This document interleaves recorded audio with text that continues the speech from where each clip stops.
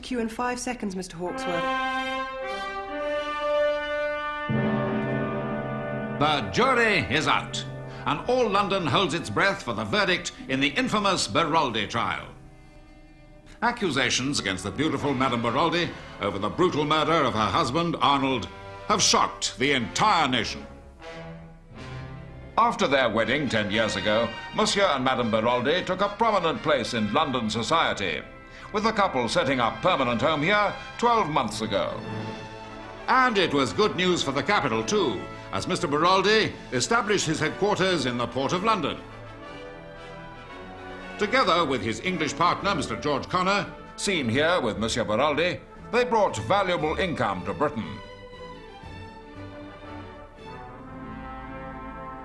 Then, tragedy. Masked intruders break into the Beroldi home. Jeanne Beroldi is found tied up. Her husband is stabbed in the heart. And at the memorial service afterwards, Mr. Connor comforts the grieving widow. 2 months later, a sensation, as Jeanne Beroldi is taken into custody and charged with her husband's murder. The story of the intruders was, they say, a clever concoction to divert suspicion. Evidence comes to light of a secret assignation between Madame Beroldi and Monsieur Beroldi's partner, George Connor. But before the police can apprehend him, George Connor flees the country.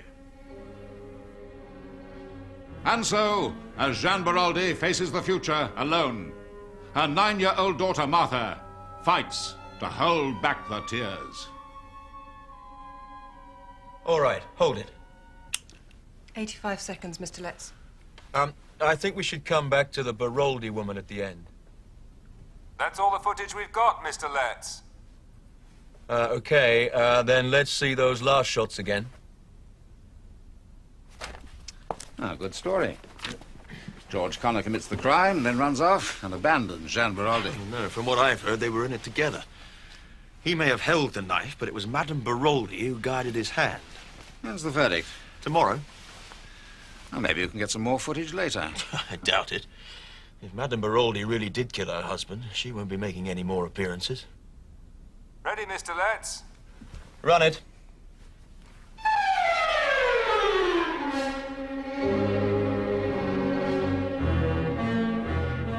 Poor little girl. Her mummy's going to hang.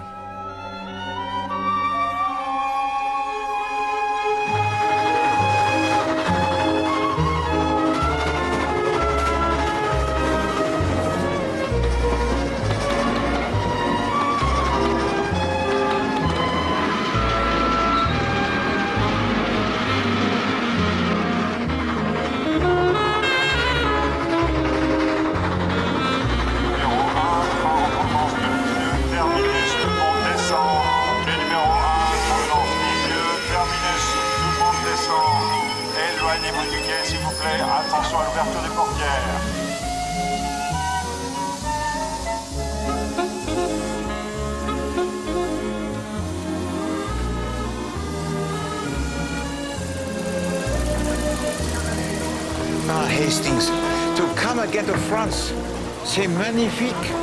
It will be the experience gastronomic. I'm sure Deauville will be perfect for you, Poirot. So you said, mon ami, when you chose for us our destination. Well, it's famous for its comfortable hotels, excellent food, sophisticated crowd. Yes, but it seems to me, Hastings, that these sophisticated people, they interest themselves mainly in les activités sportives. Yes, well, some people come to Deauville for that, but not everyone. Not for me, Hastings. I interest myself in la bonne cuisine normande. Absolutely. Hastings, this hotel that you have reserved for us, it has a chef of the first order? Oh, top-notch, Poirot. Bon. And the name of this hotel, Hastings, you neglected, I think, to mention it to me.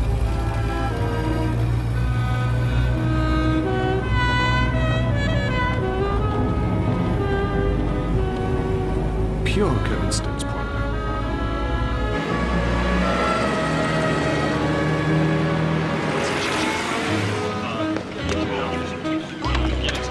A lot of golfers are very gastronomic, you know, Poirot. Nothing like 18 holes to build up an appetite.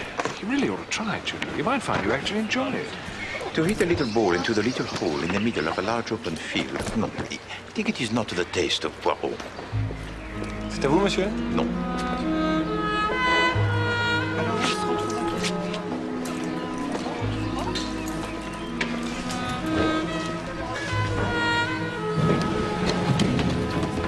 Oh, thank you. À votre service, monsieur. You have the options on the land adjoining the golf course. But when the architect asked me if you could see you tomorrow afternoon, he wants to know what he thinks. Wait a minute. That man. What, the little one with the moustache? That's Hercule Poirot. The detective? Staying here.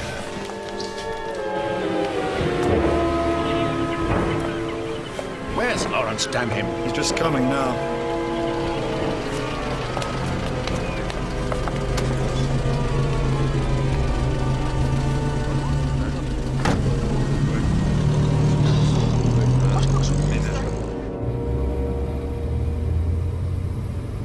You don't need a private detective, do you, Paul? No. Why do you ask? Well, you've been very preoccupied recently. I don't need a private detective, but it's none of your damn business anyway. You're my secretary, Stoner, not my confidant. I'm sorry. It doesn't matter.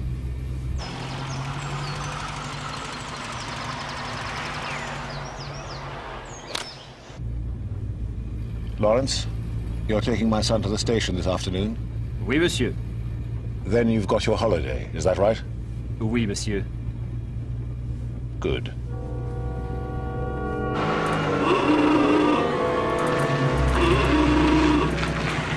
Salut, Jacques.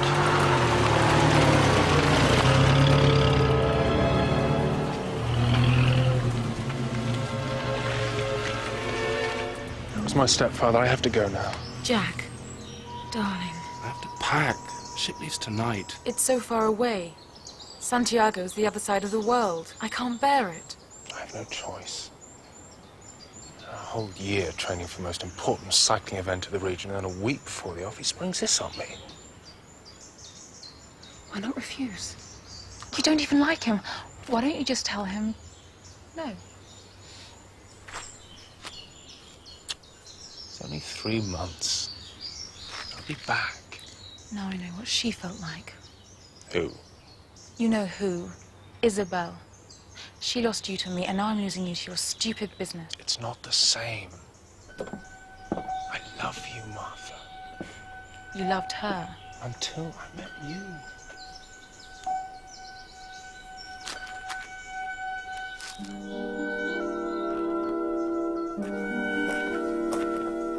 Martha. Mother.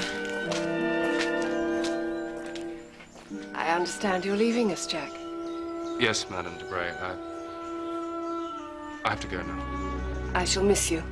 We both will. Write to me. Every day.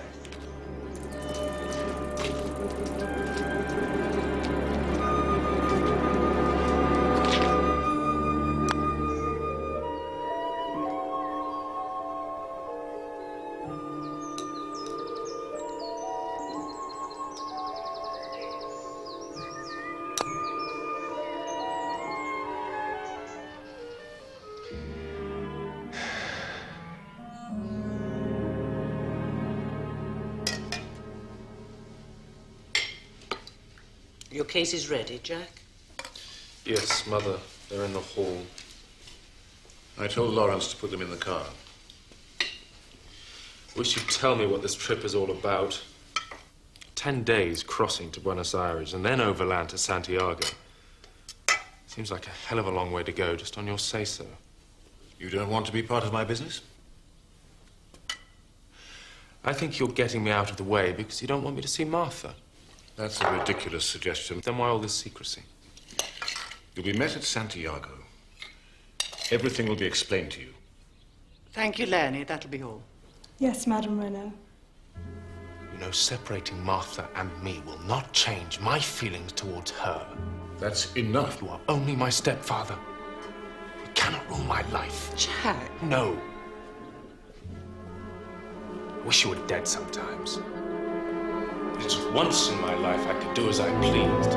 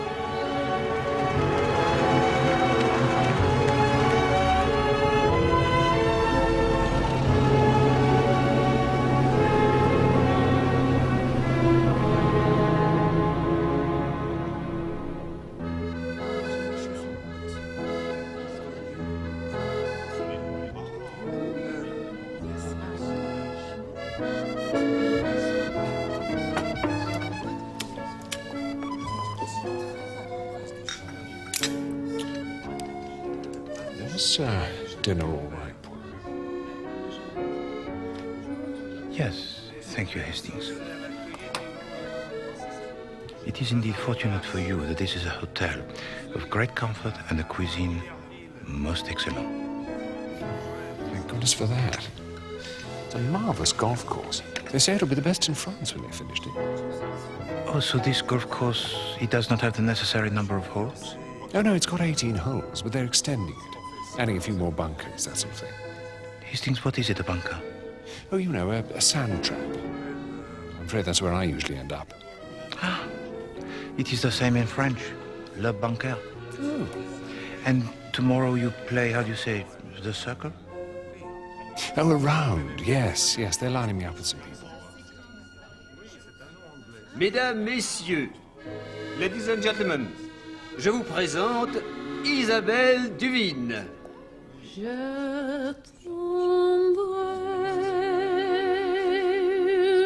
What an absolutely lovely girl. J'attendrai toujours ton retour. Je tendrai qu'à l'oiseau qui s'enfuit vient chercher l'oubli. Mr. Poirot, my name is Paul Renaud. May I join you? Non, s'il vous plaît, Monsieur Renaud. Mr. Poirot, I happened to see you this morning. It was a piece of remarkable fortune because, Mr. Poirot, I will pay you anything to help me. In what way, Monsieur? I believe I am in danger of my life. What makes you think that? I'm a rich man, Mr. Poirot. I have enemies. May I ask what work is it that you do? I own properties, hotels. This hotel and the golf course are mine. Huh? But I have another business in precious stones. I export them out of Santiago, in Chile.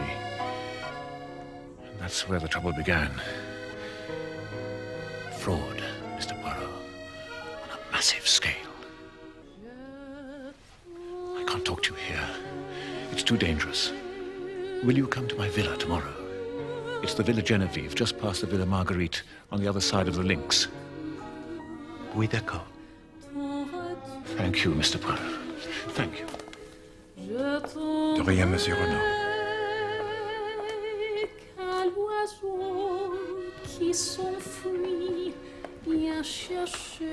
It is most strange, is it not, Hastings?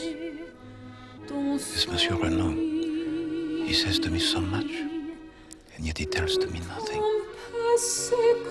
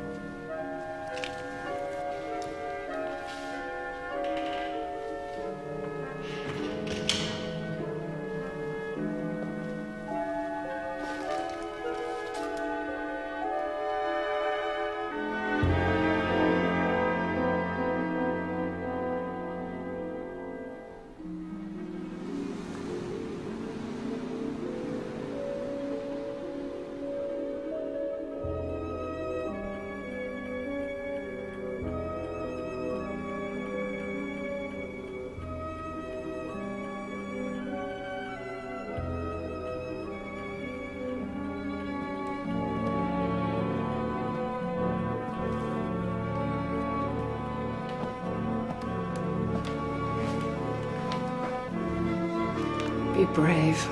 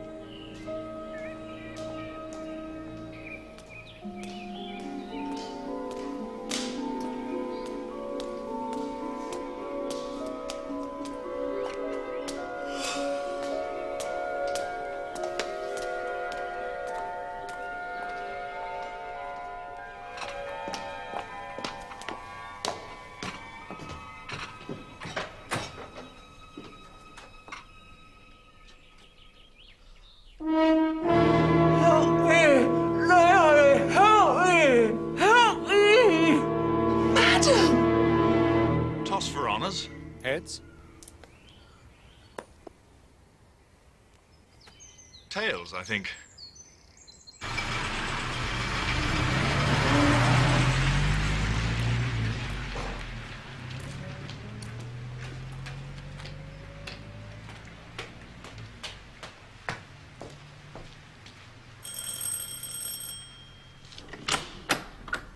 Yes, monsieur.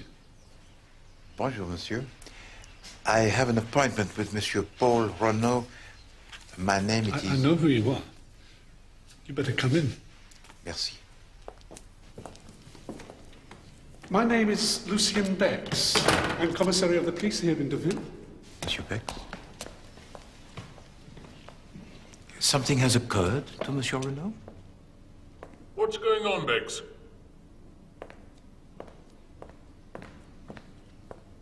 What is, your business with Monsieur Renaud? That is a matter confidential, monsieur. Monsieur Renaud, He's not here. I'm Giraud of the Sûreté. Giraud? That is a name that is known to me. It is a name known to many. And you, monsieur? Monsieur Giraud, this is Hercule Poirot. It's remarkable... Wait a minute, Commissar Bex. Renaud asked you to come here today. Oui? Why? He told me that he considered his life to be in danger. Well, it looks like he went to the wrong man. Monsieur Renaud was abducted last night.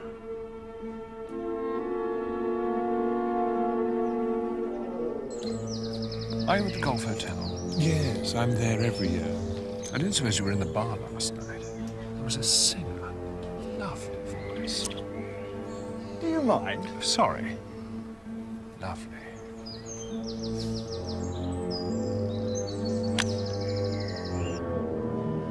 I don't know what woke me up. But when I opened my eyes, there were two men in the room, both wearing masks. So you cannot describe them at all, madame? It was too dark. Obviously. It was the middle of the night. It was 2 o'clock. I heard the clock strike on the mantelpiece. Fortunate? Yes, indeed. Go on. One of them forced a gag into my mouth and tied me up. The other one was standing over Paul. He'd taken a knife from my dressing table here. It was a gift from my son, Jack. Anyway, he was threatening Paul with it. Did he speak? Yes, in South American Spanish. He was from Chile, I'm sure of it. That's where Paul and I met. We lived there for many years. What did he say? Sabe lo que queremos. You know what we want. Those were his first words. The other one, the papers, where are they? Ah, yes, Monsieur Renaud. He spoke to me of a fraud. What happened then? Well, I don't remember anything else. I think I must have fainted. Oh, God, No, madame. Console yourself. Poirot will find him. You permit, madame?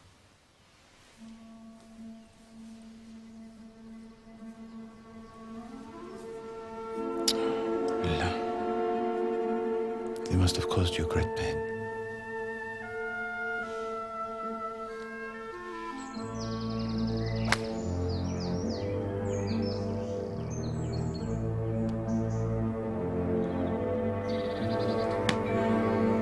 Don't think my partner's got his mind on the game.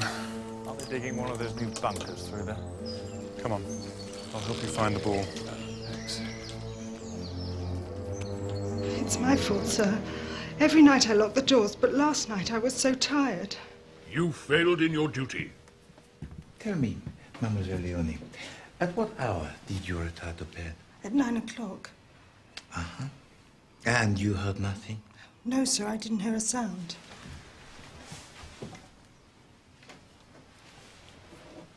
And this? That's mine, sir. I always have cocoa in the evening. Tell me. Do you mind, Monsieur Poirot? This is my investigation. There were just the three of you in the house last night. Yes, sir. Isn't there a son? Master Jacques is Monsieur Renaud's stepson, sir. He left yesterday for South America. To Chile? Yes, sir, to Santiago. Do you know why? No, sir. I believe it's to do with his father's business. He didn't want to go. No? No, sir. As a matter of fact, they argued about it quite violently. And Jack was very upset to miss the Trophy de Deauville. The cycle race. He'd been training very hard. Tell me, mademoiselle, did Monsieur Renaud and his stepson argue together very often? Yes, sir, I'm afraid they did. Oh, for heaven's sake, Poirot. Do you think Jacques Renaud kidnapped his stepfather? I think the thoughts of Hercule Poirot, monsieur, are far beyond your comprehension. Was there anyone else in the house? No gardener or handyman? Lawrence, the chauffeur, should have been here, sir, but he's on holiday. When did he leave? Yesterday, sir. He also? C'est curieux.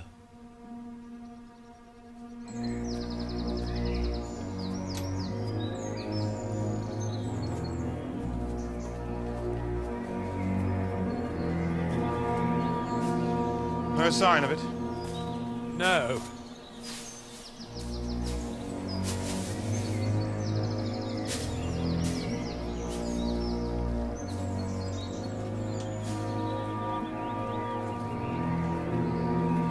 Thank you.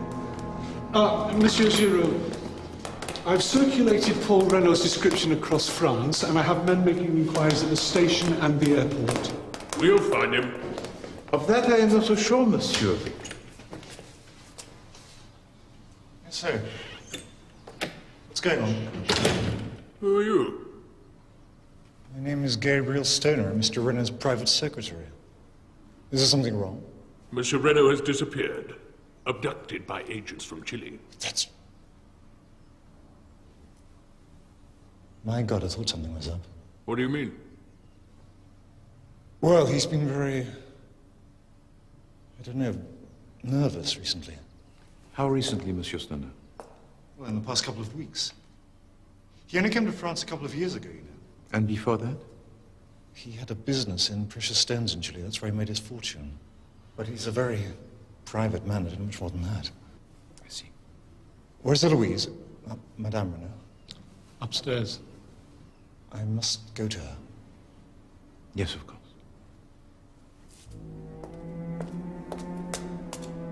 You can go now, Monsieur Poirot. Monsieur Giraud. Do you really think you can just walk in here and take over this investigation? This is my case. And if anyone is going to find Monsieur Paul Renault, I can assure you it's going to be me.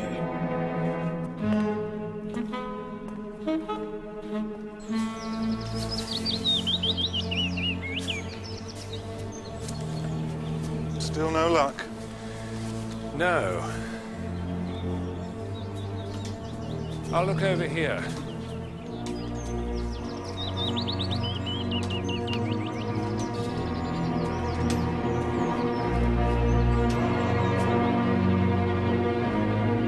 Find anything? Good Lord.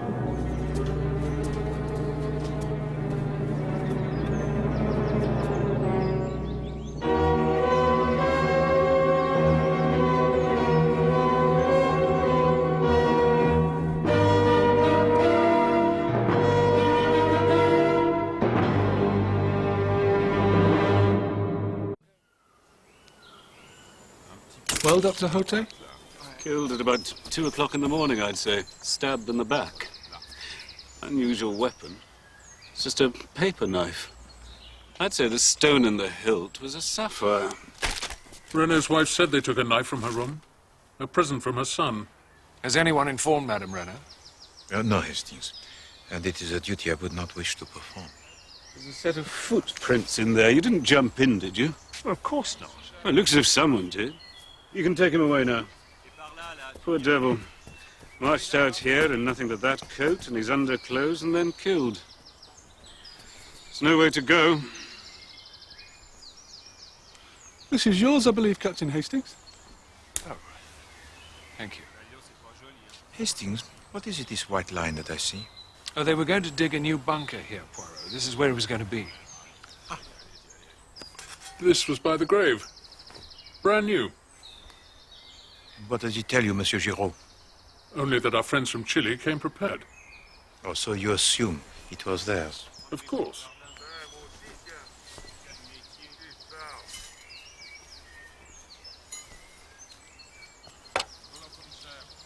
And what of this? It's a piece of lead pipe. Oui. Well, what of it? It also was beside the grave. Paul Renault was stabbed, not bludgeoned, you know. That's only been here for weeks. It's of no interest. Au contraire, monsieur, to Poirot, it is of great interest. Ladle the spade and put it with the knife. Bien, monsieur le commissaire. You can keep the lead pipe. Sir, I found this in the dead man's pocket, sir. Merci. Hastings, if you please to read it. My dearest one, why haven't you written to me for so long? I'm beginning to think there's someone else. I think I would kill you if I thought I was going to lose you. But you do love me. I know you do, as I love you.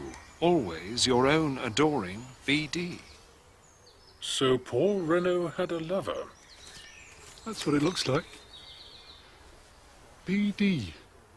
I'm sure Madame Renault will enlighten us. Well, you're not going to ask her, are you? She doesn't even know her husband's been... Captain Hastings is right. We'd better tell her. I will tell her.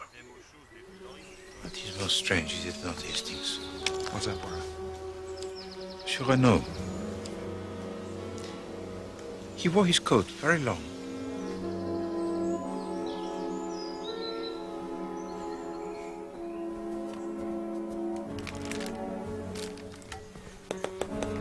This Giraud. I have heard much about him, Hastings. Who is he? They call him the Pipe because he smokes this pipe ridiculous. He doesn't seem very fond of you. No, that is because he believes himself to be the greatest detective in France. Perhaps he is. No, Hastings. Poirot, he is down in France.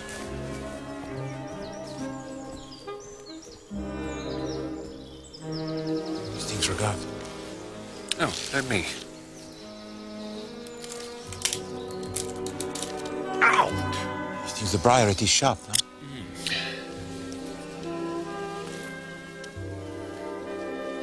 Viens, mon ami.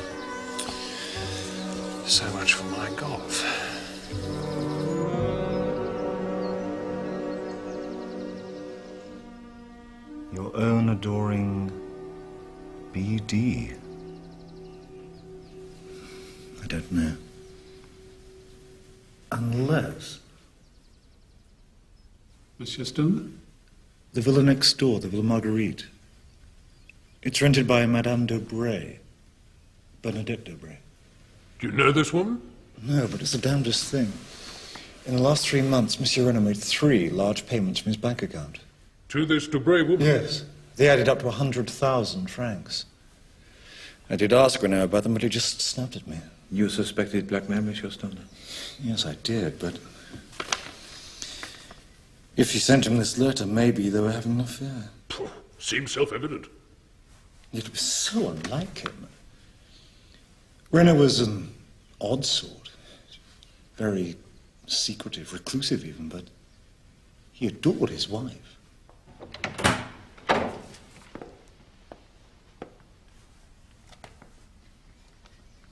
You wanted to see me. Gabriel, what's happened? Eloise, it's bad news. What?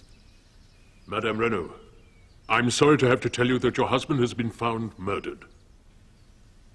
Oh, no. He was stabbed last night with the knife that was taken from your room. Oh, God. Why? Why, Paul? Oh. Oh.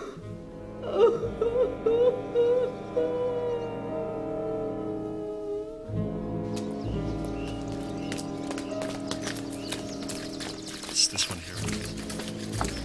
You don't believe her, do you, Poirot? I do not know, Hastings. This case, it reminds me of something. I just do not know. This may be unpleasant. Just one moment, Monsieur Houghton. Madame Renaud, the identification. It can wait. No, I'd like to get this over with.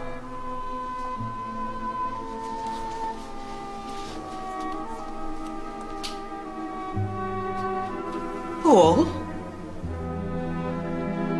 No. Oh, no. No. Take her back to the Villa Genevieve.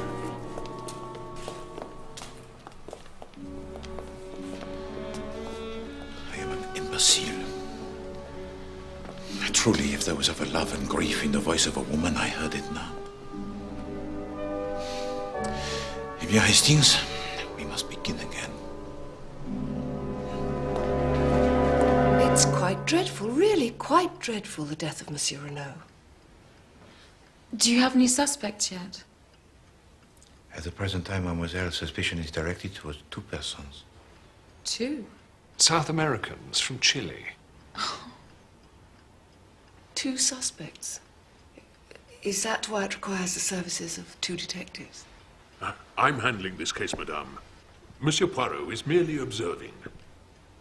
Well, I have nothing to tell you. My daughter Martha and I lead quiet lives. How long have you lived here in the Villa Marguerite, madame? Almost a year. My mother needed the sea air for her health. So you arrived here after Monsieur Renaud? Yes. Did you know him? We met a few times. You became friends. We became acquaintances. Madame Dubray, on 3 occasions, Paul Renaud made large payments to you. How do you explain that? I don't. It is no business of yours. Madame. I'll handle this if you don't mind, Monsieur Poirot. Need I remind you, madame, that we are investigating a murder? Well, what of it? I had nothing to do with it. Then will you tell me, please, what was the exact nature of your relationship with Paul Renaud? I have nothing to say. Mother? Was there an assignation between you? Monsieur, you insult me. In my own house, in front of my daughter. You will leave now.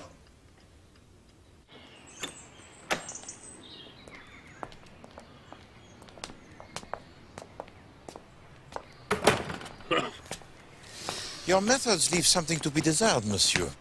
My methods work, Monsieur Poirot. As if you insist on staying around, you'll find out.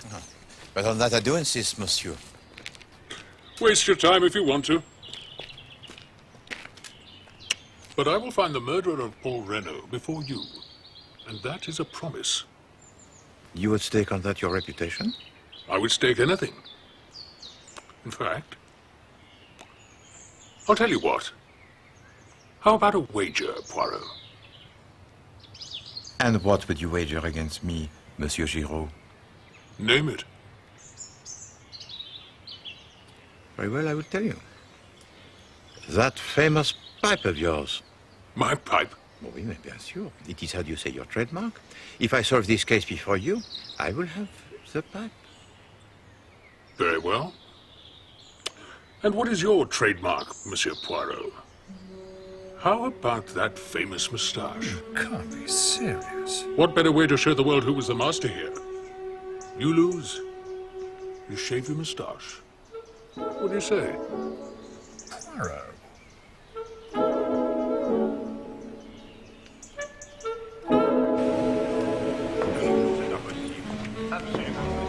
I hope you know what you're doing, Poirot.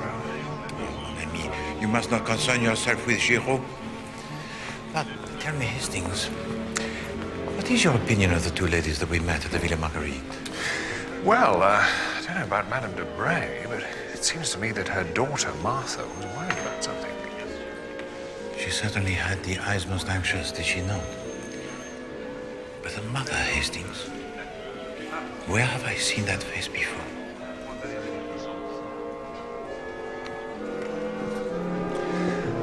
I thought I might go for a swim before breakfast tomorrow, Poirot. It is a madness, that Hastings, and suffered only by the English.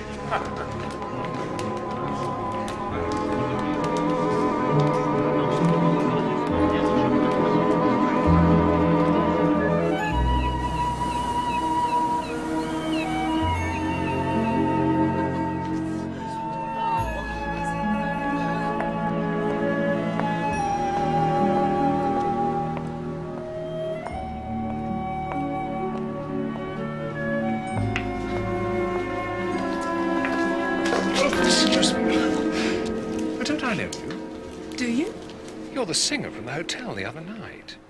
You must have a good memory for faces. Well, no, but I thought you were splendid. Really wonderful. That's kind of you. I'm Isabelle Duveen. Arthur Hastings. Have you been in? Yes, it's freezing. You're shivering. I was in Honfleur last year and Paris before that. But I like Deauville best. When did you come here? At the start of the season. Deauville is so beautiful. And I was happy here. Very happy. I thought it all went wrong, really. Is that why your songs are so sad? Votre addition, monsieur. Oh, thank you.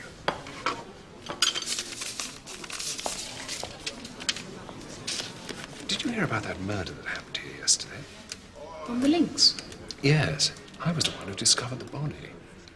Gosh, how thrilling. I'm afraid I absolutely dote on crimes. Oh, do you? As a matter of fact, I'm staying here with Hercule Poirot. The detective? Yes. Is he as brilliant as they say? Oh, absolutely. I must say, I'd hate to have him on my trail. Where is he now? Oh, still having breakfast, I should think. Actually, I ought to be going. Isabel, do you think I could see you again? We could go out for lunch, if you like. Oh, could we? This is my address. Why don't you call for me? Right. Rue des Escaliers. It's not very chic, I'm afraid. Thank you. Bye. Bye.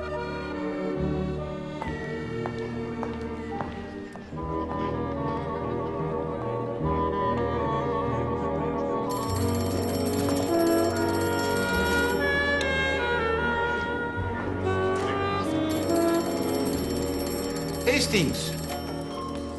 How very kind of you. You arrive at last. Steady, Poirot. As a matter of fact, I just met someone. Someone?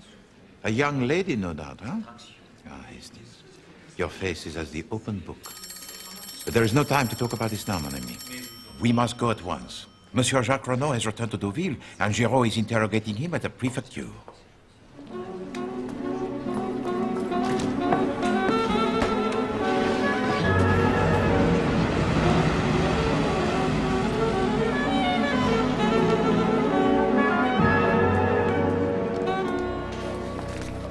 You have no right to hold me here. I have every right.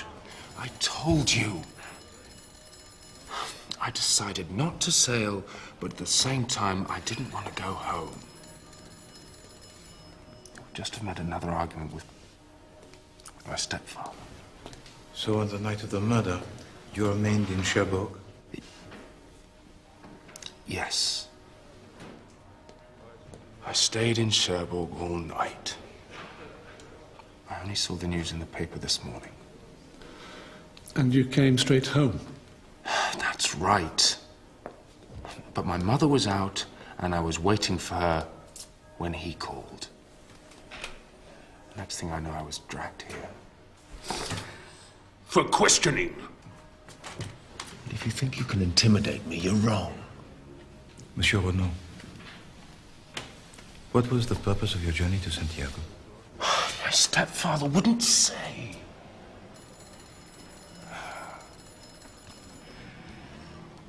He seemed to think there was some sort of fraud going on, something to do with his business in precious stones.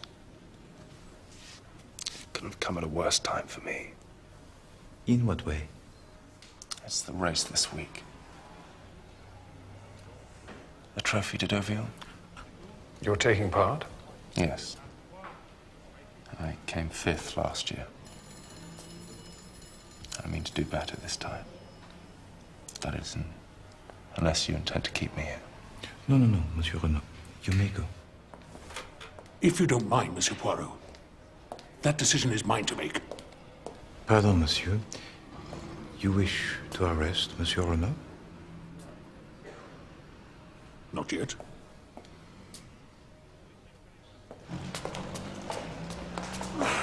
Jack! Oh, darling.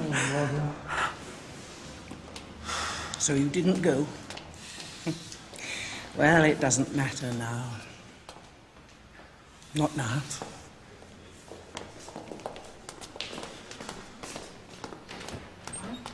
Monsieur Poirot? Oui.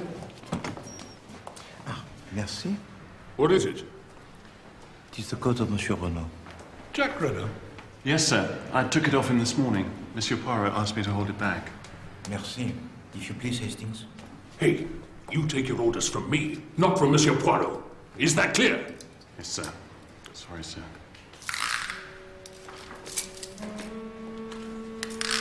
What the hell do you think you're doing? Measuring the coat. I can see that. Just as I thought. What? The coat. It is short.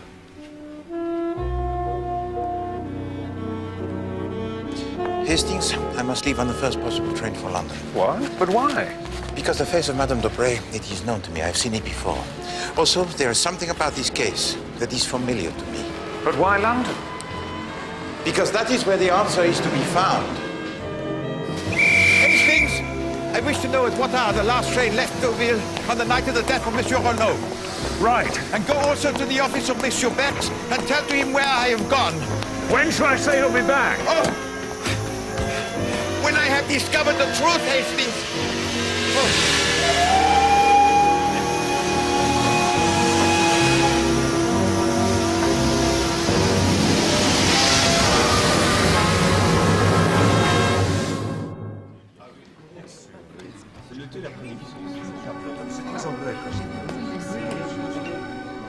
How's the Deauville soap?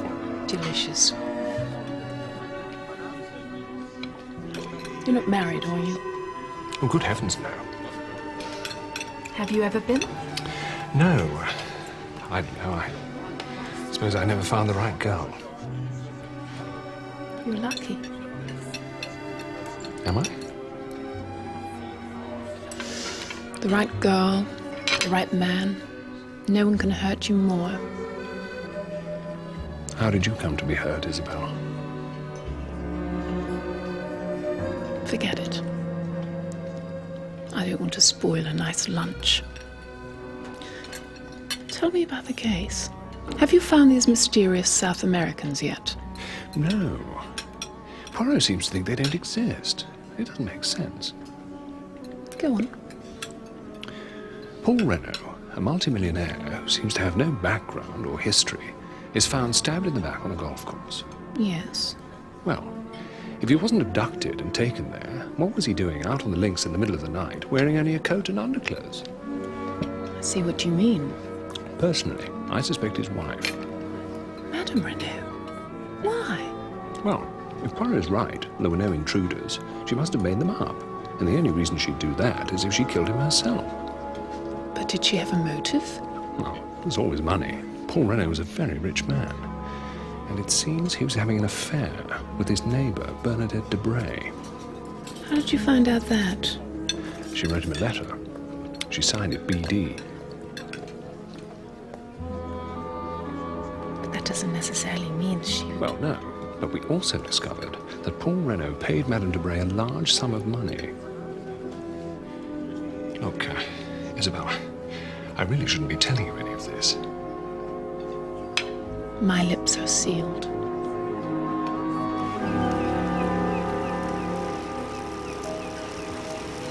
Thank you, Arthur. That was a lovely lunch. Oh, don't thank me. I can't remember the last time I enjoyed myself so much. Where are you off to now? Oh, I have to do something for Poirot. He wants me to go and see the commissaire of police. Oh. Do you mind if I tag along? Why would you want to do that? I enjoy your company. And I told you, I'm absolutely fascinated by crime. Right.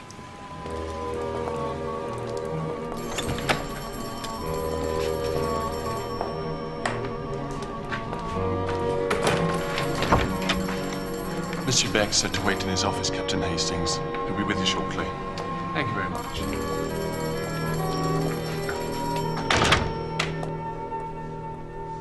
Is this where he lived?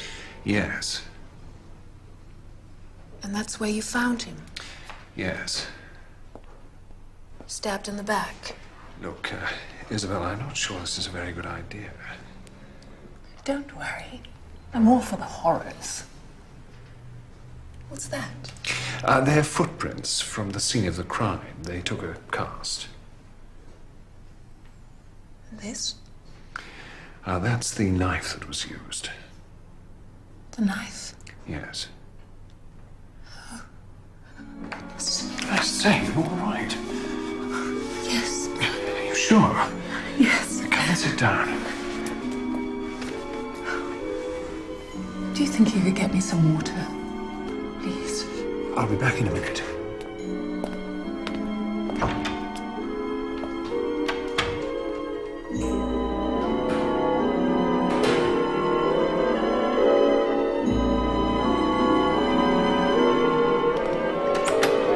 Women and crime, Captain Hastings, they built me. She was all right to start. She's gone. Was she interested in anything in particular, Captain Hastings? What was it that upset her? I've really no idea.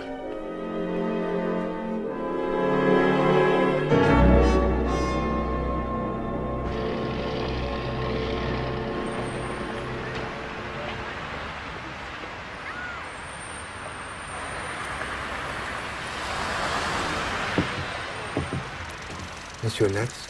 Ah, Mr. Poirot. And how may I help you?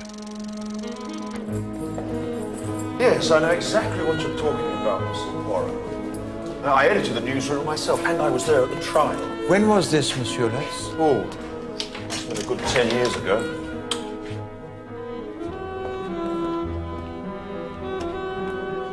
Ah, there we are. The Baroldi case. I wonder if you could help me. Monsieur, I'm making inquiries for a friend of mine. I need to know what time the last train left Deauville 2 nights ago. Tuesday, monsieur. That would have been the 7 minutes past 12 to Paris. You didn't happen to see 2 foreigners getting on? South Americans? No, monsieur. How about this man? Giraud. Have you seen him? Well? Yes, monsieur. But he wasn't getting on the train. No? No. He arrived on the last train from Cherbourg. I noticed him because he appeared to be so nervous. And what time was that? 11:40. Jack Renault. That story about the masked intruders, the ones who supposedly abducted Arnold Baroldi, it was all made up. And this Madame Baroldi, it was her hands, was it not? They were not fastened together tightly? That's right. That's what gave her away. Her lover, George Connor, didn't want to hurt her. Ah, yes, it all comes back to me now. Madame Baroldi, she did not hang. No, she... Ready, Mr. Letts? Run it. Masked intruders No, break into before the Baroldi verdict was house. passed, Baroldi is she admitted her story was a lie, threw herself on the mercy of the jury. It was a sad day as The real murderer was the partner, George Connor, she said. 2 months later, It was all his plan. He'd killed her husband and forced her to go along with him. Personally, I think there was more to it than that. If you're pleased to tell me. Well, he may have struck the blow, but she planned it. And of course, it was Madame Baroldi who inherited from her husband the money from his coffee business. Absolutely. She had nerves of steel, that woman.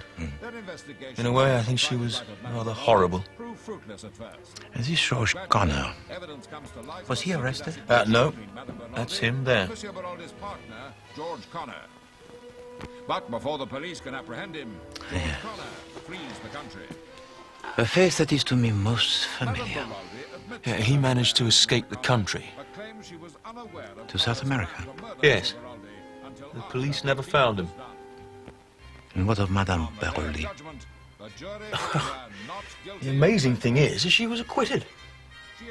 Well, it was quite a performance. That's her there with her daughter after the verdict.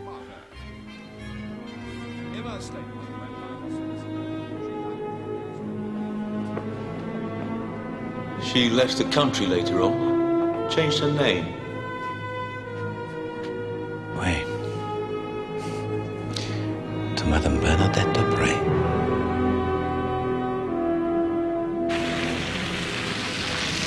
With the station master's evidence, my case is getting stronger by the minute.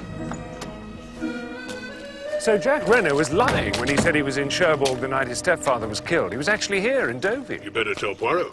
Oh, I expect he already knows. You can wait here. I want another word with Madame Renault. Right.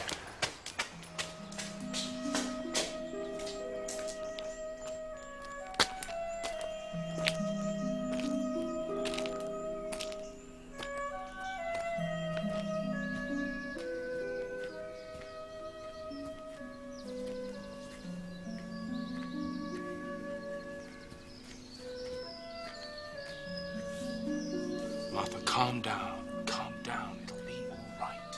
It'll be all right. Why can't it be over, Jack? This whole horrible business. It will be soon, darling. And then, what about us? You know what I want, love. I can't live without you.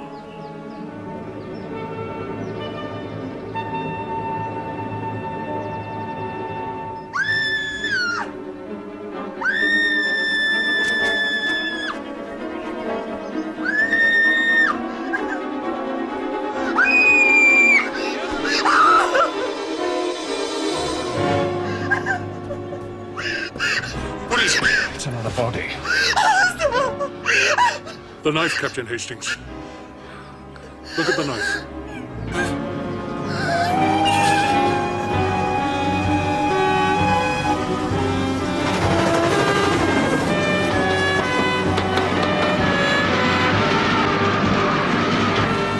Numéro 1, tout le monde descend. Terminus.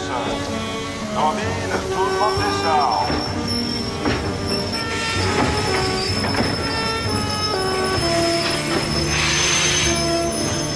Hastings, you've received my telegram? Bon. Poirot? I have succeeded, mon ami. I have succeeded to the marvel. Poirot, I have to tell you, there's been another murder. A second murder? Committed with an identical knife. Not an identical knife. The same knife that killed Paul Renault, which was stolen from this very office by the woman that Captain Hastings brought here. We can't be sure of that, Monsieur Giraud. The knife vanishes, the knife reappears. What more do you want? It is a very serious business, Captain Hastings. To bring a complete stranger into police headquarters and then to just leave her here. I can't believe the incompetence of it. And you have not been able to find this young woman? We're looking, but we only have her description to go on. You wait until I get my hands on her. You've no idea who she was? No. We met on the beach. She didn't tell me her name. She must have told you something. No, not really. And you believe this to be the same knife that killed Monsieur Paul Renault? A paper knife with a stone set in the hilt, it certainly looks the same. But why take it to... Doesn't make sense. Bonjour, Dr. Rotet. Well, the first thing that you ought to know is that this man was stabbed after he died. What? Look at the wound. The knife was lodged in his heart, but there's no blood. Then what did he die of? It's too soon to say, but I'd guess an epileptic fit. But why stab a man who's already dead? To create an impression, Hastings. What impression? The impression that he very nearly did create. You've no idea who he is? No identification, nothing. Look at his hair. His fingernails. I'd have said he was a tramp. And yet his clothes were those of a man well-to-do, n'est-ce pas? C'est curieux. We found those in the shed. Some old clothes. They could be the tramps. Or... The gardeners? Do you think so? Yes. What about the time of death? No, he's been dead quite a while. Possibly 4 or 5 days. And so, it would appear that the death of this man occurred before the death of Monsieur Paul Renault. You're just trying to confuse the issue, Poirot. You do not find it to be confused, Monsieur Giraud? Oh, no. As a matter of fact, I'm ready to make an arrest. You are? It's that race this afternoon, isn't it? The Trophy de Deauville? Yes. What time's it expected to end? 4 o'clock. We'll do it then. And what more suitable venue than the finishing line? Right. Bad luck, Poirot. But I told you, didn't I? You've met the better man.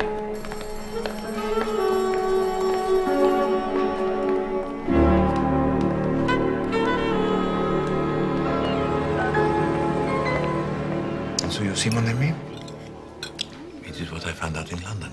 And that is the key to this mystery, most bizarre. I just can't believe it, Poirot. 10 years ago, Jeanne Baroldi is accused of murdering her husband, and now she's living here in Deauville under the name of... Madame Dobray? Exactement. Shouldn't you confront her or something?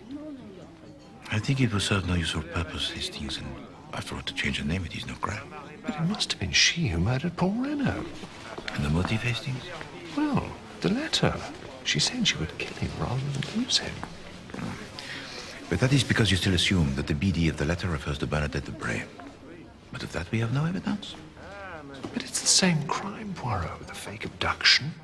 No, mon ami. You forget. It was 10 years ago that Madame Dobray, or Jeanne Baroldi, as she was then called, invented the story of the masked intruders. Now, it is her neighbor, Madame Renault. Well, that's true. There's one other question you should ask yourself, Hastings. What's that? What happened to the true killer, Georges Connor? Pardon, monsieur.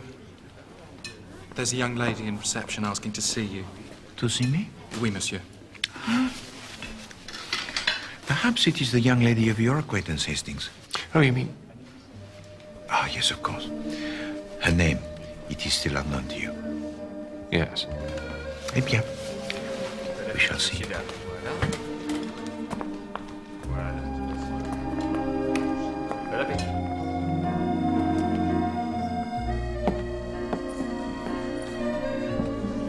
Monsieur Poirot.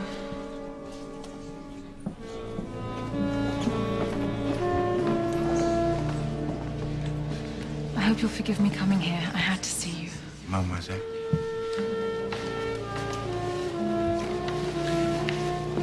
Please. I'm afraid, Mr. Poirot. Terribly afraid. Mademoiselle. That horrible man has just been to see me. Giraud. He's such a bully. He's discovered that Jack was here on the night of the murder. But if that is the case, mademoiselle, it was most unwise of Monsieur Jacques Renaud to conceal it. I know, but that doesn't mean... Monsieur Poirot, Giraud is going to arrest him. You can't let him, please. I love him. Mademoiselle. He's innocent, Monsieur Poirot. I know he is. And who do you believe the true killer to be, mademoiselle?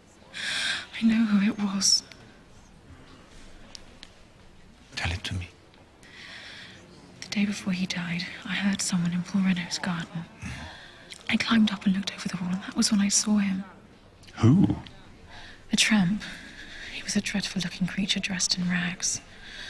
Paul Renaud tried to calm him down, but he wouldn't listen. He was demanding money. And you believe that this was the man? Jack and his stepfather had their differences, but...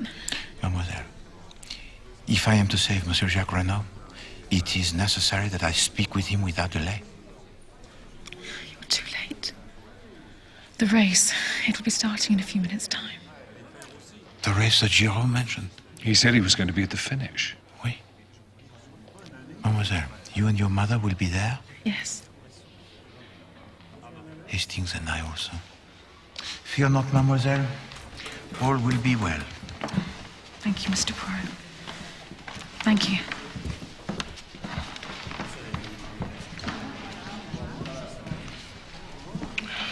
I wonder if she knows about her mother's true identity. Oh, she was but 9 years of age at the time, Hastings. It is possible that the truth, it has been shielded from her. Well, she's certainly not with Jack Renaud. Should have seen them, Poirot. Comment, mon ami? I heard them together. Over the same garden wall, as a matter of fact. Hastings, you did not mention this to me. Didn't I? Oh, But do you not see of it a significance? Oh, you think Paul Renaud could have overheard them too? No, no, mon ami. I think the exact opposite.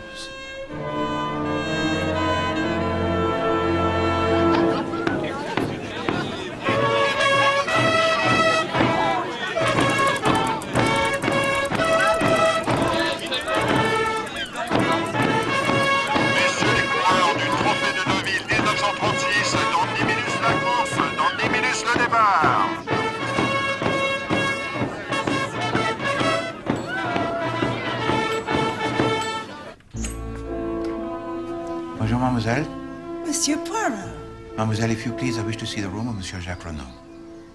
I'm sorry, sir, but Monsieur Renaud is not here. Mademoiselle Leonie, I am perhaps all that stands between your master and the guillotine. His life, it is in your hands.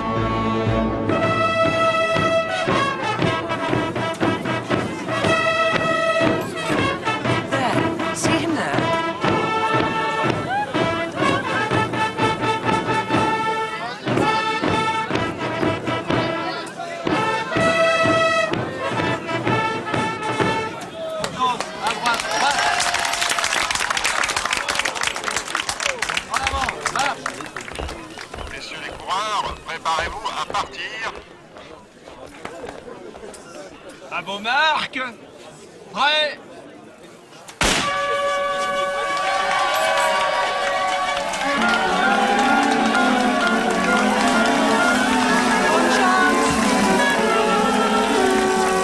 First his coat, now his shoes. What are you expecting to find? You remember the 2 footprints that were inside the grave, Hastings? Yes. Voila. So Jack was there. Oui, mon ami. And I have no doubt that these will match the cast in the office of Monsieur Pex. I thought you were trying to save him, not incriminate him. I'm trying to comprehend him, Hastings. Oh, I didn't understand.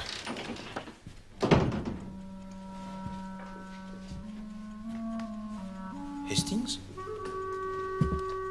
You know this girl, Hastings? No, I've never seen her before.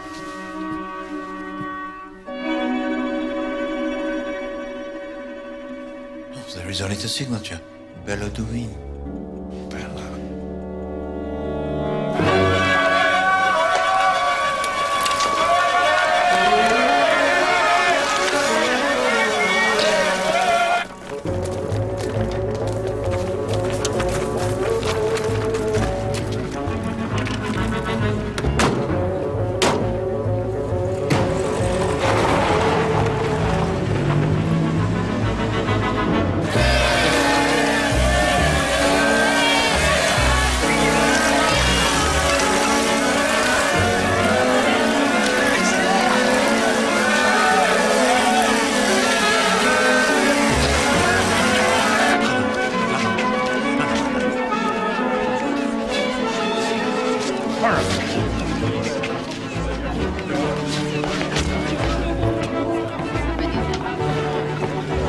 Madame Renaud.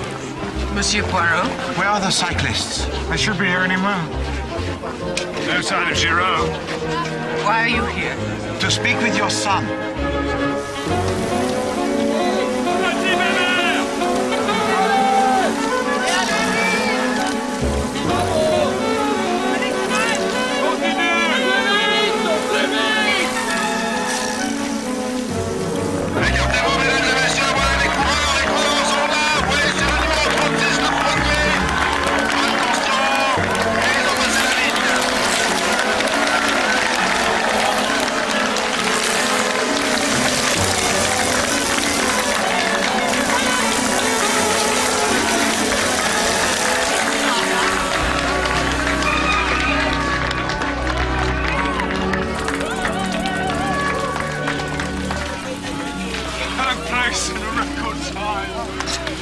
Congratulations, monsieur. Monsieur Renaud, there are certain questions I must ask you concerning your late stepfather. What, here, now? Yes, here and now.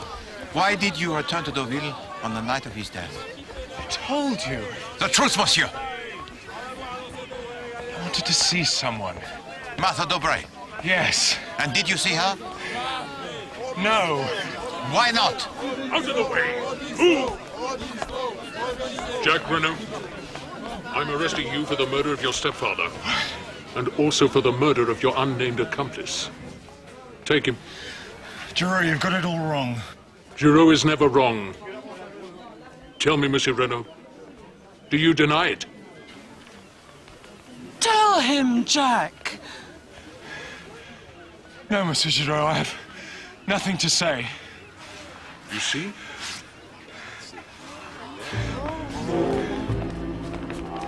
You'd come here to arrest him yourself, hadn't you, Poirot? Well, I beat you. By a whisker.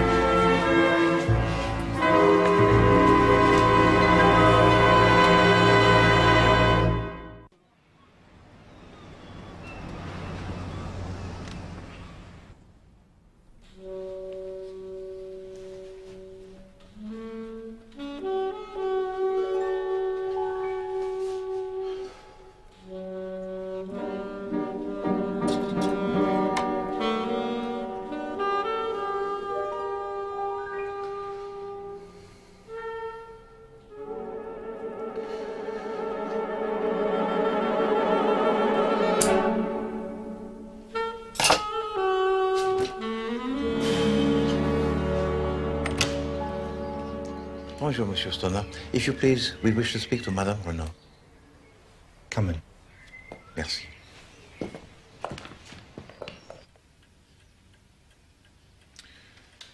Madame Renaud,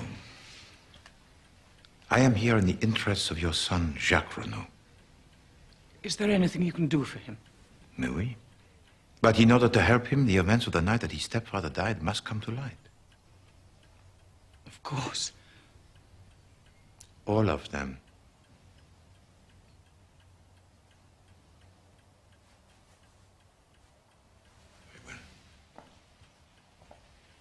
The real name of your husband, Madame, was not Paul Renaud, but Georges Connor, was it not? Yes. You mean the man wanted 10 years ago for the murder of Arnold Beroldi? My God. And you met him after he has escaped from England to South America? Yes. But you must believe me, Monsieur Poirot. He wasn't a bad man. That woman used him. Jeanne Beroldi. Madame Dubray, as she calls herself now. 10 years ago, she told Paul that she was in love with him. But it was all a lie. She wanted her husband's money, and she used Paul to get it. And she persuaded him to murder her husband? Yes. Then she laughed at him, told him she wanted nothing more to do with him. And then, when the police discovered the truth, she betrayed him. This George Connor, he made his fortune in the business of precious stones whilst in Santiago. And it was there that he met you and your son? Yes, Jack worked for him. That's how we met. And you married and came to live together here? How do you know all this, Monsieur Poirot? The eyes of Hercule Poirot, madame. They see everything. Of course, it is my intention to maintain. 10 years after his escape from England, George Connor comes to Deauville. He has made for himself a fortune in Chile, and he now uses this money to establish himself here in France. But somehow, his old lover, Jeanne Beroldi, has managed to track him down, and now, calling herself Bernadette Debray, taunts him by taking the very house next door. The money that she has inherited from the murder of her first husband has long ago been spent, but she now sees that her knowledge, it can bring her new fortune.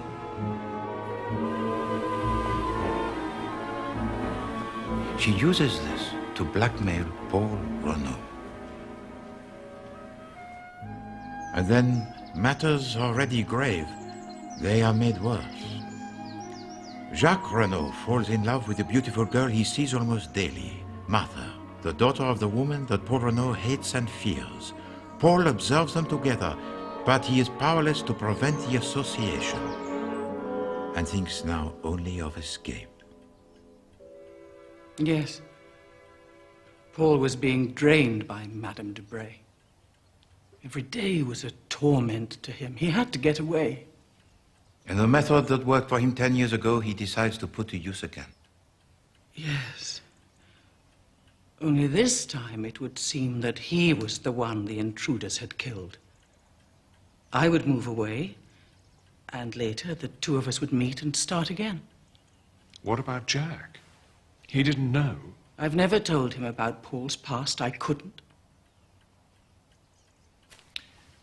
And so the plan, it was made. But then, a few weeks later, a tramp comes to the Villa Genevieve. That is the way out. He is violent, abusive, and dangerously ill. They struggle together, and the tramp suffers a seizure that is fatal. If it is to be believed that Paul Renaud is dead, then a body, it has to be found. And now, as if by providence, a body, it has been sent in the form of the tramp. Paul dresses the tramp with a suit of his own clothes. But there is worse. To make this deception convincing, the body must look as though it has been murdered most brutally.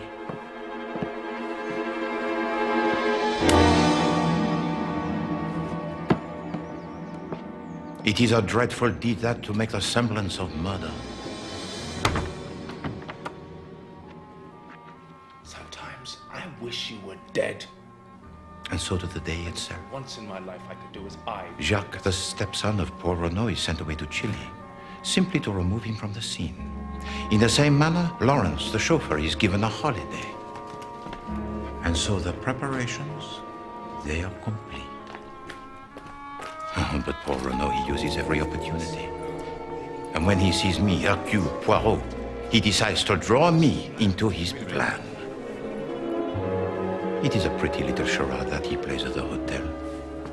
He tells to us nothing, only that there is a fraud, and pretends to be afraid. But this is all a performance designed to give credence to his plan. Night falls, and all is in readiness. The maid Leonie is sound asleep. For the cup of cocoa that she takes each night, it has been drugged.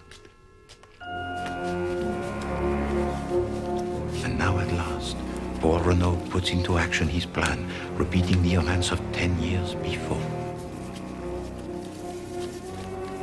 He ensures that the ropes they cut into the wrists of his wife, for this time there must be no mistake.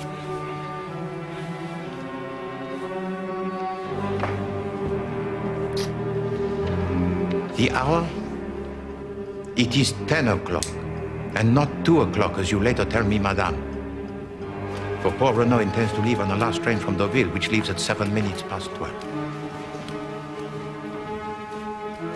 He slips on an overcoat, for it is his intention to make his escape dressed in the clothes of the tramp.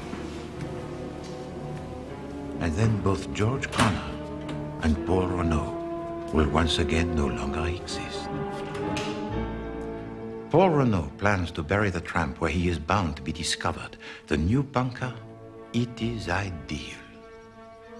He also has with him the pipe made of lead with which he intends to disfigure the face of the dead man. Only then, the justice which he has for so long eluded overtakes him. Fantasy is made reality. An unknown hand stabs him in the back.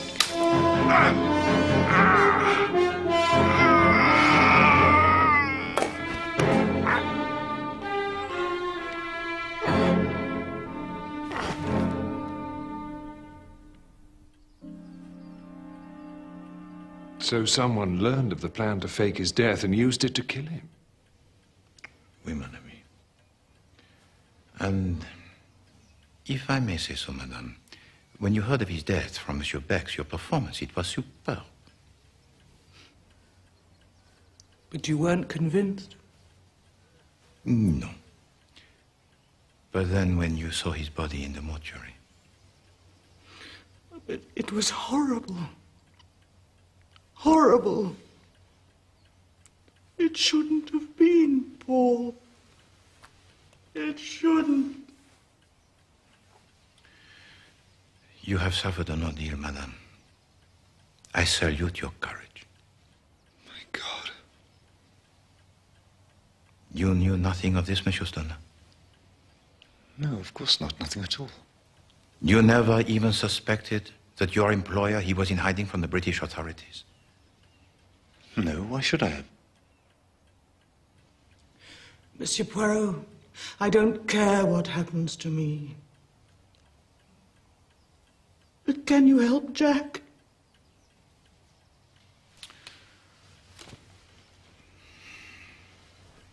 Eh bien, the preliminary hearing, it is set for tomorrow, is it not? Yes. Giraud is certain that he'll be committed for full trial. But I know that Jack had nothing to do with his stepfather's death. I too know it, madame. And it is something also I can prove.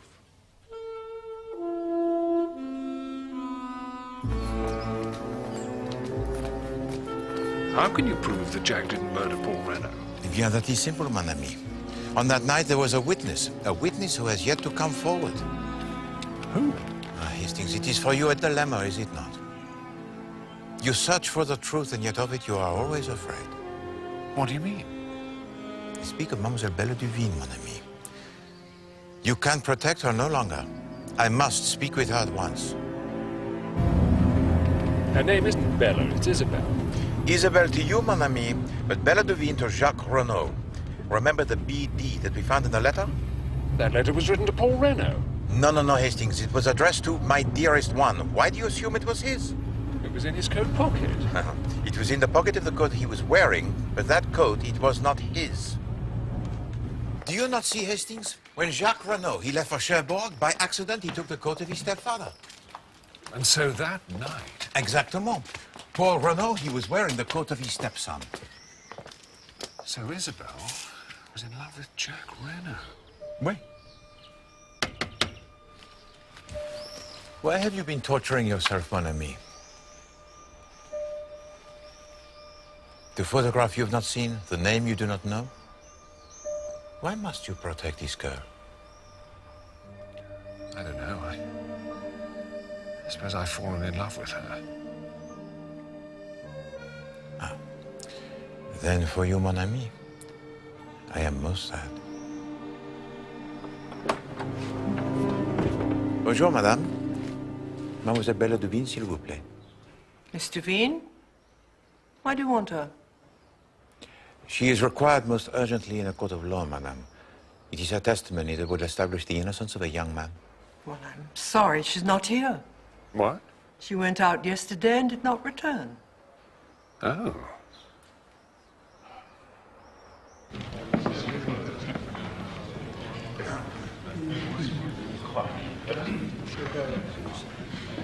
Ah, Poirot. There's something you owe me, I think. The game is not over yet, Monsieur Giraud. No? No. The judge has still to make his recommendations. Hanging on to the bitter end, eh, Poirot? Well, I can wait. La cour! La cour! Première audience sur l'affaire Jacques Renaud.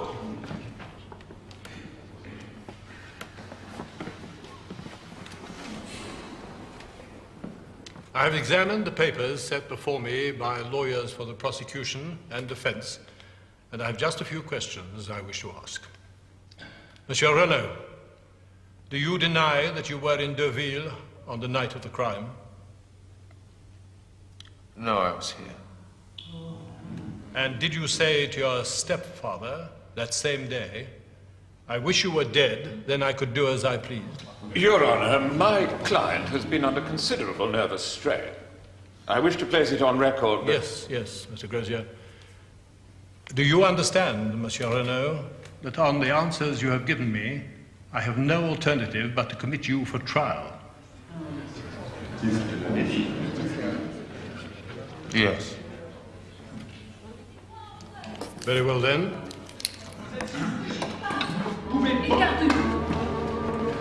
Isabel.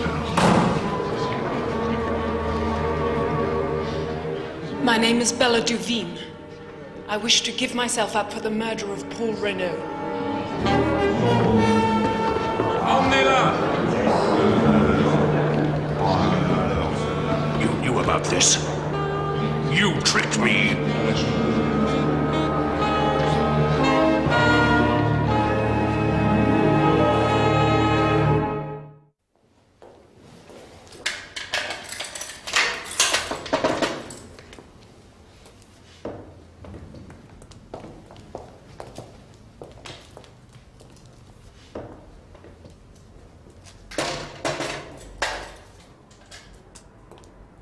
So, Mr. Poirot, we meet at last.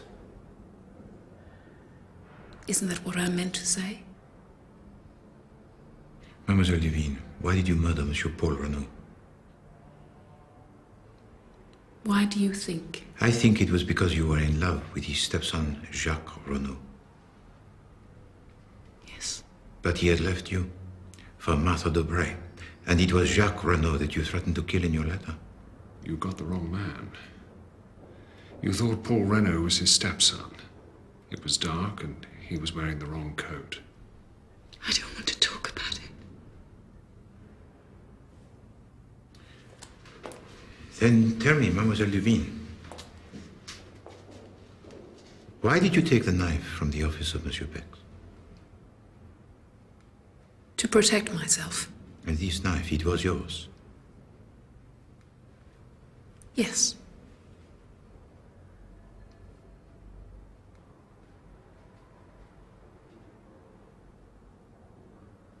Merci, Mademoiselle Devine.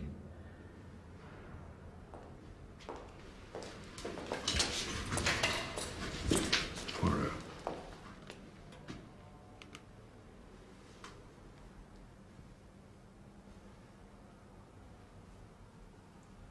shall be outside.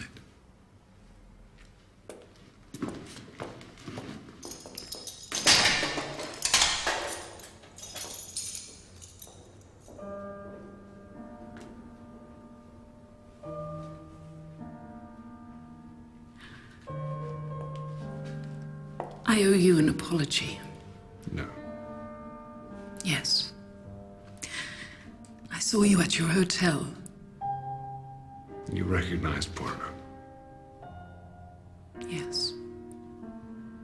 That's when I decided to use you. To find out what you knew. But the things I said, Arthur, I wasn't just pretending. You said you were in love with Jack Renault. I was. Once. And now?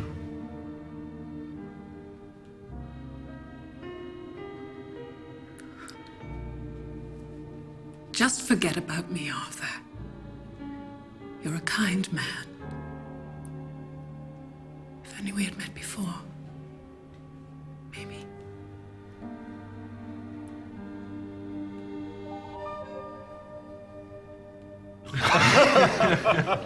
Some of that, I think. Ladies and gentlemen, I'd like to propose a toast to freedom. Freedom. Freedom.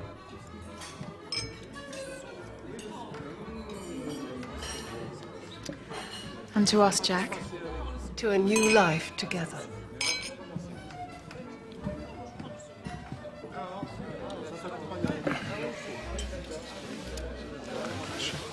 The wedding, it is to be soon, Monsieur Renault? Oh, yes. We want to put this very much behind us. Start again. Poor Bella, I treated her shamefully, Mr. Poirot. At least that awful Giraud lost his wager with you, Monsieur Poirot. Oui, but it is a wager the Poirot has yet to win. Out of my way! Let me through! Ah non. Écoutez. How can you, Jack? How can you celebrate? Mother. You may be free, but Paul's death is on your hands. That's not fair. Sit down, Mother. No, Jack. You never understood him. You defied him, mistrusted him. And by your heartless treatment of another woman, you killed him. I didn't. Well, you'll never have his money. Tomorrow I intend to take steps to disinherit you. And that girl. Mother. You're no son of mine.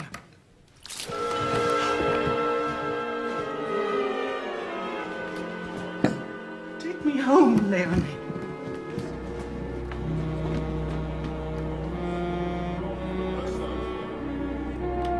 Jack, she didn't know what she was saying. She did.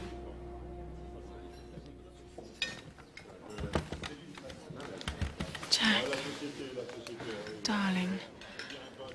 You can stay with us tonight. Yes, I think that would be best.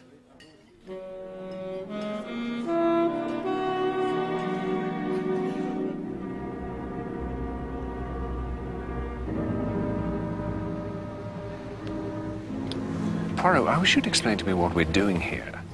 We're watching the house, mon ami. Well, I know that, but why? There's only Madame Renault in there.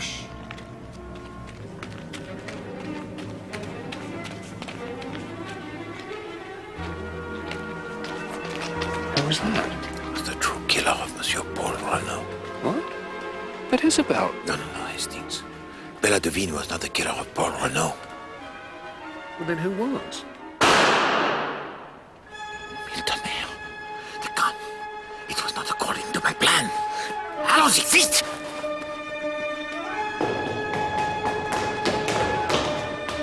This way, Hastings. The bear of Madame Renault. C'est par ici.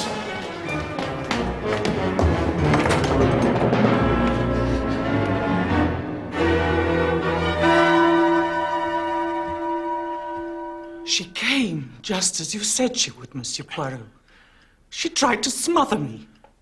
I was waiting just like you told me to, but when she saw me, she took out a gun. There was a struggle and it went off.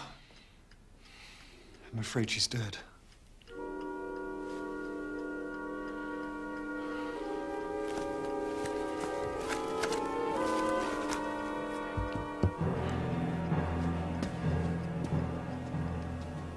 Who is it, Poirot? The true killer of Paul Renaud, mon ami.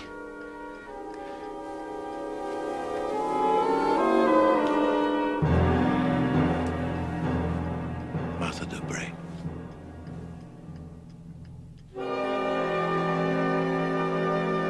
No, you cannot arrest me. I have done nothing. Madame Debray, you are being held as an accomplice to murder. No, I need to speak to Martha. Where is Martha?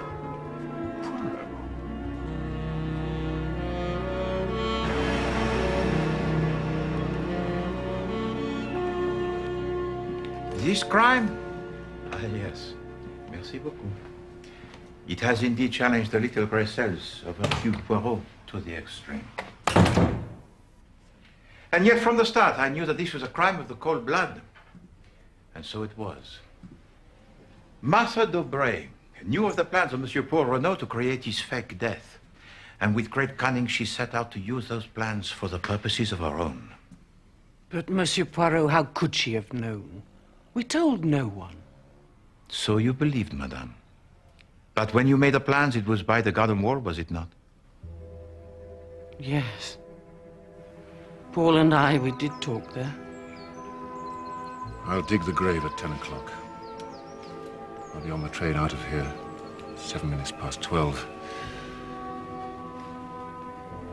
You'll have to identify the body. It won't be pleasant, but you'll have to be convincing. I'll do my best. If it's really the only way to rid you of Bernadette Debray forever, then so be it. And that was how Martha Debray, she overheard. Later, Hastings would hear Martha talking with Jack over the same wall. And that is what alerted me to the possibility. You'll be dead. Why did she do it? Always it was for money. Monsieur Paul Renaud planned to escape from the blackmail of Madame Debray by pretending to be dead.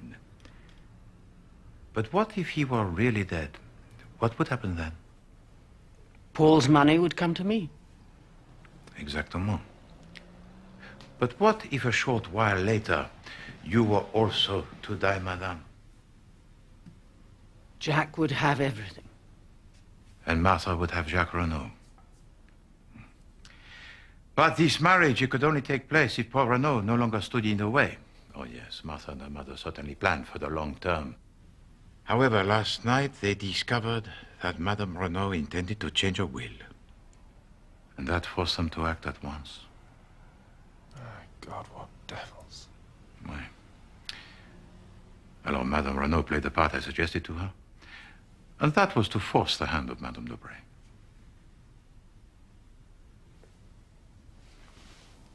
Oh, Bella. Will you ever forgive me? Yes, Jack. Of course. But this is what I don't understand, Monsieur Poirot. So these two were protecting each other? Oui, Monsieur Bex. Never before have I seen so many misconceptions, and that was because each thought the other guilty of the murder. But why? Let me describe it to you as I see it. On the night of the murder, Jacques Renaud returns from Cherbourg. He plans to visit Martha Debray in secrecy, but he is seen by the station master. Meanwhile, Mademoiselle Belledovine, tortured by her love for Jacques Renaud, decides to visit him one last time to plead with him, unaware that he's supposed to have departed for Santiago. Per route, it will take her across the golf links. In the meantime, Monsieur Paul Renaud has completed his task and is now ready to recover the body of the tramp which lies nearby in the shed with the knife he has placed in the chest. He plans, of course, to bury the tramp in the grave. And that is when Martha Debray strikes.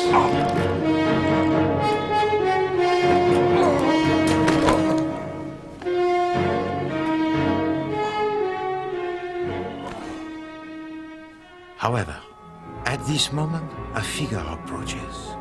Martha Debray flees from the scene. The route of Monsieur Jacques Renaud, it has taken him also across the Gulf Links, where he makes a discovery most terrible. The body of his stepfather. Can it be true? He climbs into the grave. Just as Mademoiselle Bellodevine arrives, cutting her hand and tearing her sleeve on some sharp briars which are near to the site of the new bunker.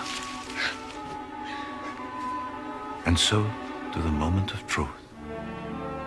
Jacques Renaud looks up, and what does he see? Mademoiselle Bellodevine with blood on her clothes. It must be the blood of his stepfather, of that he is sure. She has mistaken the coat and has killed the wrong man. And Mademoiselle Bellodevine, she sees Jacques Renaud in the grave with the body of his stepfather. What is she to believe? And from that moment, each thought the other the perpetrator of the crime. And that, Monsieur Bex, is why they were protecting each other. It's true, that's how it happened. But what about the knife? Why take the knife from my office? Mademoiselle? I thought it was Jack's. You see, he had given me one that was exactly the same. It's true. I had them made when I was working for my stepfather. The sapphires were from Santiago. They were souvenirs of my time there. Exactement. But, Monsieur Renaud, there were more than 2 knives, were there not? Oh, yes. 3 sapphires and 3 knives. The first knife you gave to your mother. This was the knife that was used by Paul Renaud. By plunging it in the chest of the dead tramp.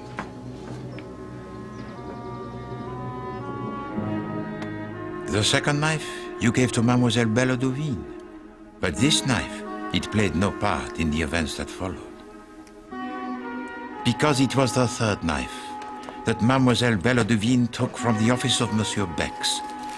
This was the knife that was used to kill Monsieur Paul Renaud. Tell me, Monsieur Jacques, this third knife, to whom did it belong? I gave the third knife to Martha de Bray. Excuse me?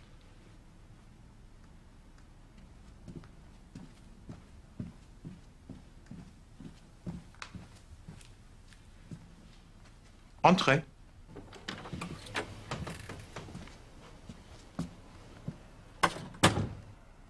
Monsieur Poirot? Monsieur Giraud? This is yours, I think.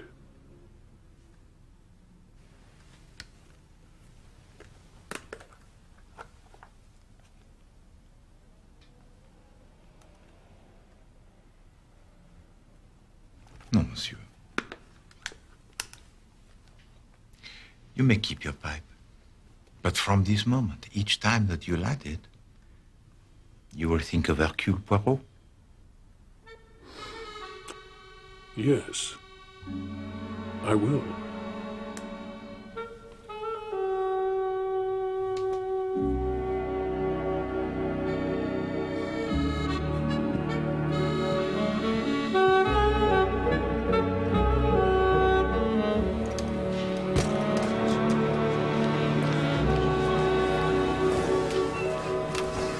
Actually, Poirot, I thought I might stay out here a little while longer. But of course, Hastings, you wish to improve your disability on the limbs. What? Oh, my handicap. No, it's not that. I just don't feel ready to come home yet. You speak of Mademoiselle Duvine. A girl who could do what she did for Jack Renaud. She must really love him. And yet, Hastings, there are men who do not deserve such love from a woman. And then, return home only when you are ready, mon ami. Until then, au revoir. Merci. Au revoir, monsieur. Merci.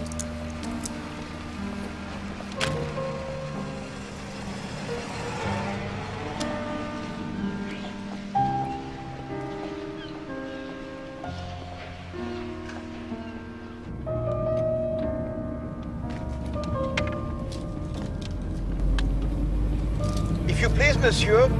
I wish to make the little detour. Bien, monsieur.